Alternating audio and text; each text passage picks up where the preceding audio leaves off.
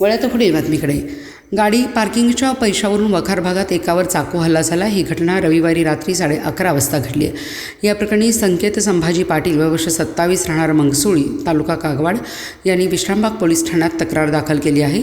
त्यानुसार हर्ष वाघमारे आणि त्याचे 2 अनोळखी साथीदार यांच्यावर गुन्हा दाखल करण्यात आला आहे.